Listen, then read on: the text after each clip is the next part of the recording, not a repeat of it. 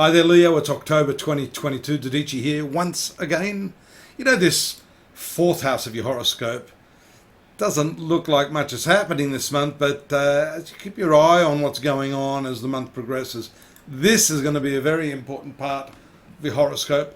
For now, in the first part of the month, we see this strong third house combination. I'll get to the fourth house in a minute.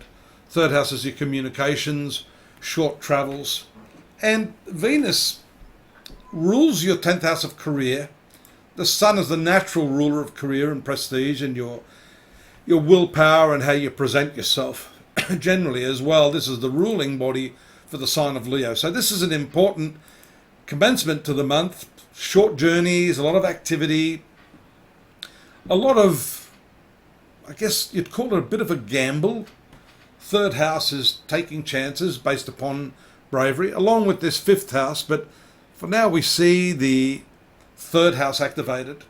Venus is a little weak here behind the Sun, so there could be something you want to do in your work that's possibly you're a little intrepid about it, I'd say. You're not quite convinced. And that combustion, that sitting under sunbeams is what we call it, drains the energy out of the planet and the portfolio that it rules, which is your career. You notice there on the 10th, 11th, the moon making a full moon aspect to this third house. Now, that seems like it's a good thing, but the moon rules your 12th house, which again casts a little bit of doubt on your activities. Full moon there moves into its exaltation position. Taurus is the exalted place for the moon. A very emotional time for you there in your work. And that's possibly because you've not got the energy and the drive that you require from Venus at this time. And that full moon could further undermine you. You could be putting a whole lot of energy into a project or an idea, only to find that it's wasted. Mercury moves into this area. That's a better transit for you because Mercury rules your 11th house. It focuses your desires a lot more after the 15th. It catches up to these 2 points, your rule of the Sun and Venus. And you'll notice there on the 23rd, the Sun and Venus move. That's why I said let's keep an eye out on these transits and see where all the action is moving. First from this third house in the earlier part of the month, and then the distinct shift of energy into this fourth house, which has to do with, pardon me, your real estate, the assets that you own.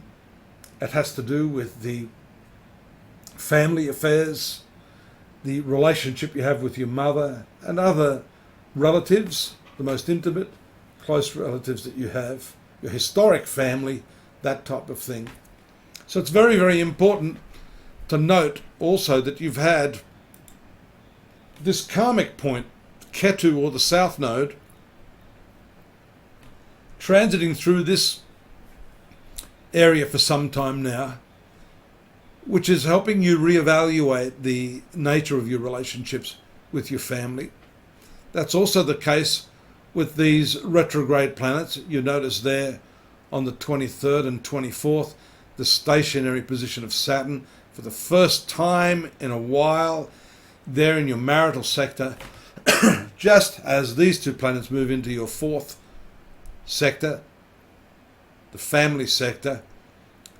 A big, big shift, and the additional new moon solar eclipse on the 25th is a powerful one because it happens here in the family area, showing a whole new approach to the way you deal with your family. And also, more importantly, a lot of astrologers forget to mention that this fourth house has to do with how you deal with yourself, your inner contentment, peace of mind. The fourth house has to do with getting things right with yourself. And I think that's going to be helped along by the direct movement of Saturn here, because that retrogression of Saturn in the 7th house has shown a very powerful reevaluation and some tension that may have been occurring in your most intimate relationships. If you're married, with your spouse, some issues there to do with their career. And so this combination, there's Mercury moving there into that fourth house as well after the new moon eclipse on the 30th, and finishing the month with a very, very powerful weighting of planets in that area of your horoscope. So all in all, an important end to the month in that fourth house, giving more consideration to your family relationships and the relationship you have with yourself.